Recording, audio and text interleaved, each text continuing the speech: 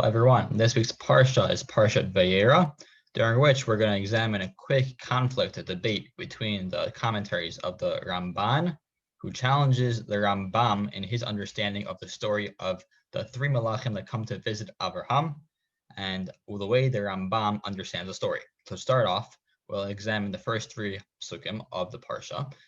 Pasuk begins, Vayera alav Hashem be'lonei mamrei v'hu yoshev petach ha'ohel kechol mayom. First, we have the pasuk describing God's visit to Abraham, who is outside of his tent after receiving a brit milah.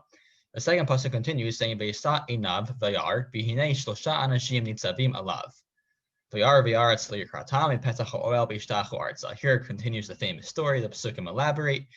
Abraham is visited by three anashim. These anashim are coming to Abraham, and Abraham is there to offer food to them, to welcome them into his tent. He is performing the mitzvah of Hachnasat Orchim, and the key conflict between the Rambam and the Ramban that we're going to examine is with what regard were these Malachim coming? Who were these Malachim, and what exactly is the entire message that is being conveyed in this Parsha? And in order to get there, we're going to first look at what the Ramban says on the Rambam. The Ramban is challenging the Rambam, and the Ramban challenges what the Rambam writes in the Sefer Mor Nevuchim, where the Rambam explains that these three Malachim that are visiting Avraham are not, in fact, physically visiting him. Rather, it is all a vision, a dream. The Rambam famously describes that this entire encounter of the Malachim and the preparing of the food and the continuation of the arguing for stone, this is all a continuation of a dream of sorts, a prophetic vision. This prophetic vision is carried on and continues for the ensuing couple of psukim, all the way to the end of the story. Now, the Ramban is not a fan of this opinion, and the Ramban objects to it and asks, if this was all a dream, then what purpose was this? What purpose were the extensive actions that are listed in the Parsha? The Ramban asks, Ma to'elet bazeh? What purpose was it? The story itself is elaborate in its detail, describing the way Avraham goes out and treats all these three Malachim, Anashim, however you understand them. And the Ramban objects to this. The Ramban says that this is the story for every single nevuah that we have in Tanakh. The Ramban objects to the Rambam's position that every nevuah has aspects of a chalom, of a vision, that there is not a physical counterpart per se. The Ramban believes that there is a physical counterpart. These three Anashim are indeed coming. They may be angels, but they are in the form of men, and this is a physical encounter, as opposed to the Rambam, who believes that this is all occurring in a prophetic vision, which Abraham awakes from, could continue in his actions. Though, on face value, this is a deep conflict. What we're going to try and do is we're going to try and show what's going behind the conflict, what is going on behind the scenes, and perhaps we'll reveal a short little message that we could share and enjoy, and perhaps relay over to others over Shabbat itself. So quickly, we will now just examine what is behind the Rambam's position. If Ramban is objecting to such a harsh standard, it's going to the extent to object to Rambam, then there must be something going on within the Rambam's understanding that he is sticking to this ironclad rule of every nevuah being in fact a vision and not a physical meeting. The Ramban, of course, thinks that there is a physical aspect, and it's mostly physical, in fact. So what's going on in the Rambam's understanding?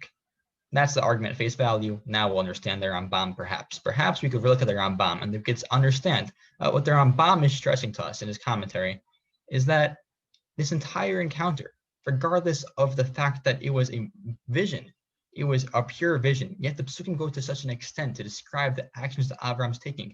Though it's all a vision, it's a mashal, it's a story which will have a message that Avraham will unfold. Though what's the extent and the detail that's listed in the story? Rambam perhaps could understand this, which the Abarbanel points out, that the Rambam perhaps believes that this entire lengthy story is an encounter of Avraham